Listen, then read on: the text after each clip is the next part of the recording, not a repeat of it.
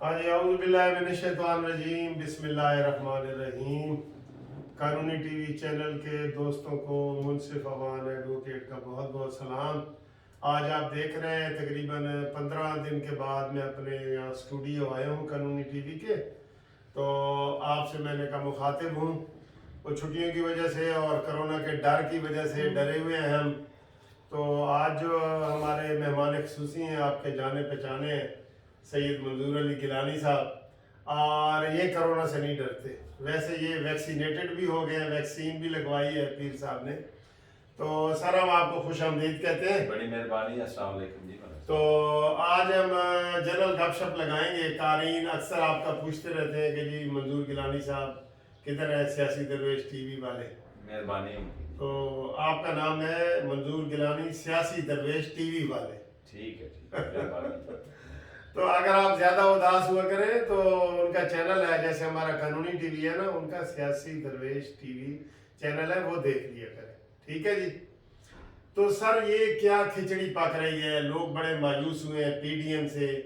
P D M نے عوام کی امنگیں جو ہے نا، آپ یقین کریں سر جی، زمین سے اٹھا کے آسمان تک لے گئے، اور آسمان پہ بندے کو لے کے نا وہاں انہوں نے چھوڑ دیا، نیچے سے سیڑھی اتار لی ہے۔ اب وہاں سے وہ امنگیں اور وہ کلا بازیاں کھاتی ہوئی آ رہی ہیں۔ تو ان کو کوئی احساس نہیں ہے، یا انہیں پہلے نہیں پتا تھا کہ ہمارے آپس میں اتنے بڑے بڑے اختلاف ہیں، آصف علی زرداری ایسے کر سکتا ہے، اے این پی ایسے کر سکتی ہے؟ میں چاہتا ہوں کہ اس کے اوپر تھوڑا سا آپ ڈیٹیل ہمیں ذرا بتائیں، اور عوامی امنگوں کا بھی خیال رکھیں کہ وہ جو آسمان پہ انہوں نے چھوڑا ہے، اب وہ کلا بازیاں کھاتے ہوئے عوام نیچے آ گئے۔ جی پیر صاحب۔ ملک صاحب بڑی مہربانی، میں سارے دوستوں کو بھی سلام عرض کرتا ہوں۔ ہاں، عرض یہ ہے کہ 20 سپتمبر سن 2020 کو جب پی ڈی ایم بنا تھا، تو میں نے سیاسی درویش ٹی وی پہ ایک ویڈیو بنائی تھی۔ ٹھیک ہے۔ اس میں نے کہا تھا کہ انہوں نے ایک تو 26 نکات رکھے ہیں، ہاں، نکات بھی اتنے زیادہ، 26 نکات رکھے ہیں جو کسی کو یاد بھی نہیں ہے، لکھنے والوں کو بھی شاید یاد نہیں رہتے۔ الائنسز جو ہوتے ہیں وہ کم از کم پوائنٹس پر ہوتے ہیں۔ جی۔ دوسری بات میں نے جو کہی وہ زیادہ امپورٹنٹ تھی اس حوالے سے کہ میرا بھی ظاہر ہے کہ 50 سال سے زیادہ کا سیاست کا تجربہ ہے۔ ہاں، ہم مختلف حوالوں سے سارے جو الائنس رہے قومی اتحاد سے لے کر آج تک، پی ڈی ایم کے علاوہ جی، ہم تمام اتحادوں میں شامل رہے۔ اس کے بنانے والوں میں بھی میں شامل ہوں، اور میرے لیڈر ایئر مارشل نواب دادا رسول اللہ، اور آپ کا تو بڑا ماشاءاللہ۔ ہاں، نواب دادا صاحب نے بنائے، ان کے ساتھ بھی ہم شامل تھے۔ ایئر مارشل اصغر خان نے بنائے، ان کے ساتھ بھی شامل رہے۔ پھر نواز شریف نے بنائے تھے، ان کے ساتھ بھی شامل رہے، پھر خود بھی بنائے۔ ہاں، لیکن پاکستان کی سیاست کی خرابی یہ ہے کہ یہ پولیٹیکل الائنس بناتے ہیں، ٹھیک ہے، جبکہ الائنس بنانا چاہیے انتخابی۔ اچھا، آپ بالکل الٹ کہہ رہے ہیں کہ اس سے انتخابی الائنس ہو، انتخاب اکٹھا لڑا جائے، پولیٹیکل نہ ہو، یہ آپ آج نئی چیز کہہ رہے ہیں۔ جی جی، میں نے اس وقت بھی کہا تھا کہ اگر آپ واقعتاً عوام دشمن قوتوں کو شکست دینا چاہتے ہیں تو اس کے لیے ضروری ہے کہ آپ انتخابی اتحاد بنائیں، ٹھیک ہے، تاکہ آپ انتخابی میدان میں ایک نشان پر الیکشن میں جائیں اور عوام دشمن قوتوں کو شکست دیں۔ ہوتا یہ ہے کہ اس میں بھی یہی ہوا کہ مریم نواز صاحبہ کہہ رہی ہیں کہ جی ہم انتخابات کو الگ لڑیں گے، بلاول یہ ہمارا انتخابی اتحاد ہے ہی نہیں، یہ کہہ رہے ہیں۔ بلاول نے بھی کہا جی یہ انتخابی اتحاد نہیں ہے، ہم انتخابات میں الگ الگ لڑیں گے۔ تو یہ تو پہلے دن سے ہی ایک کمزور قسم کا اتحاد تھا، لیکن عوام چونکہ اپنی مشکلات کی وجہ سے، مہنگائی سے، بے روزگاری سے، بد امنی سے، لوٹ مار سے، کرپشن سے، اس حکومت سے تنگ آ چکے سر، اس لیے عوام نے ان سے بہت امیدیں رکھ لی۔ اور یہ عوام کا امید رکھنا تو کوئی بری بات نہیں ہے، اچھی بات تھی۔ لیکن جیسے ایک انتخابی عمل سے یہ گزرے، اب ان کا جھگڑا کہاں ہوا ہے؟ انتخابی عمل سے ہوا ہے نا، کہ یہ انتخابات میں گئے اور انہوں نے فیصلہ کیا کہ جہاں کوئی سیٹ خالی ہوگی ضمنی الیکشن میں، وہاں ان جو فارمولہ بنایا انہوں نے، فارمولہ یہ بنایا کہ جو پارٹی نمبر 2 پہ آئی ہے یا جس پارٹی کا نمبر 1 کا کینڈیڈیٹ ہے وہ الیکشن لڑے گے، باقی سپورٹ کریں گے. لیکن سب سے پہلے اے این پی نے اس اصول کی وائلیشن کی. اے این پی بھی تو ماشاءاللہ اہل حبس کی نمائندہ ہے نا، لوگ اس کو بڑی انقلابی جماعت سمجھتے ہیں. جی میں بھی سمجھتا رہا ہوں. نہیں میں جانتا ہوں، ہمارے احسان مائی صاحب تو انقلابی ہو سکتے ہیں، لیکن ان کی جو پارٹی ہے وہ سیاست میں ہر قسم کی برائی کی حصے دار رہی ہے. ٹھیک ہے. اور سب سے پہلے انہوں نے وائلیشن کی، اس کے خلاف کوئی کسی نے ایکشن نہیں لیا. اور جب یہ سینٹ کے الیکشن آئے تو زرداری صاحب جو ہیں انہوں نے مل کے میاں صاحب سے اور باقی جماعتوں سے مل کے ایک فارمولہ طے کر لیا، اور اس فارمولے میں یہ طے ہوا کہ یوسف رضا گیلانی سینٹ کا الیکشن لڑیں گے، چیئرمین بنیں گے. ان کی چیئرمینی کا جب ایشو آیا تو سابق وزیر اعظم راجہ پرویز اشرف نے شاہد خاقان عباسی کے گھر میں ایک اجلاس ہوا جی، وہاں اس نے کمٹمنٹ دی کہ چیئرمین پیپلز پارٹی کا، ڈپٹی چیئرمین جے یو آئی کا ان کے درمیان طے ہو گیا، اور لیڈر آف دی اپوزیشن جو ہے وہ مسلم لیگ نون کا ہو. یہ ایک انتخابی جب مراحل میں آئے تو پہلے تو وہ جیت گئے ایک الیکشن، تو بسم اللہ ہو گئی. ٹھیک ہے، وہ جیت گئے. وہ کیسے جیتے؟ 16 سیٹیں حکومت کی آئیں، وہ بھی چلے، وہ بھی اب پتہ چل رہا ہے کہ اب پتہ چل رہا ہے. ٹھیک ہے. وہ شاید اہل حبس ہی چاہتے تھے کہ یہ جیت. بالکل بالکل. جو میں سمجھتا ہوں کہ وہ عمران خان کو بھی تھوڑی سی سبق سکھانا چاہتے تھے. تو یہ یوسف رضا گیلانی جیت گئے. اب جب چیئرمین کی باری آئی تو ان کے پاس جو اپنا چیئرمین پہلے سے رکھا ہوا ہے، ٹیسٹڈ ہے، اس کو انہوں نے قائم رکھا، اور یوسف رضا گیلانی آ گئے. اور اس کے بعد پیپلز پارٹی نے کہا جی اب لیڈر آف اپوزیشن جو ہے وہ یوسف رضا گیلانی ہوگا. اب ان کا جھگڑا ہو گیا. اور اس کے علاوہ جب انہوں نے 26 مارچ کو جانا تھا اور اس سے پہلے جب ان کی میٹنگ ہوئی تو وہاں زرداری صاحب نے اس قسم کی گفتگو کی جو کبھی بھی جو ایک اتحاد کی جماعتیں ہوتی ہیں وہ ایک دوسرے کے بارے میں نہیں کرتی. کیا نواز شریف کل گیا تھا، پرسوں گیا تھا، مہینہ ہوا ہے، 2 مہینے ہوئے ہیں اس کو گئے، وہ تو نومبر 2019 سے باہر بیٹھا ہوا ہے.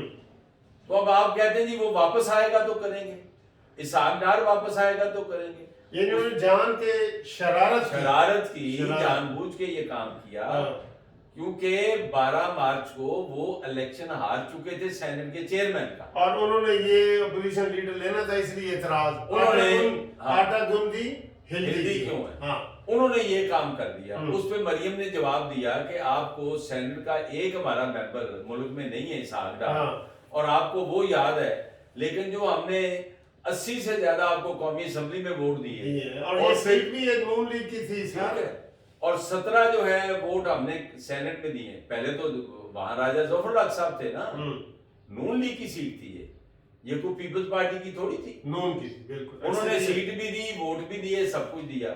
لیکن پیپلز پارٹی نے، مجھے یہ لگتا ہے، میرا تجربہ یہ کہتا ہے کہ انہوں نے سمجھوتا کر لیا ہوا ہے اچھا اس کے نتیجے میں. اور ان کی جو بغلی جماعت ہے اے این پی، وہ بھی طے شدہ فارمولے سے مکر کے ان کے ساتھ جا کے بیٹھ گئی، اور حکومت نے اپنے بندوں کو کہا کہ جا کے آپ اپوزیشن کے یوسف رضا گیلانی کو ووٹ ڈال دیں.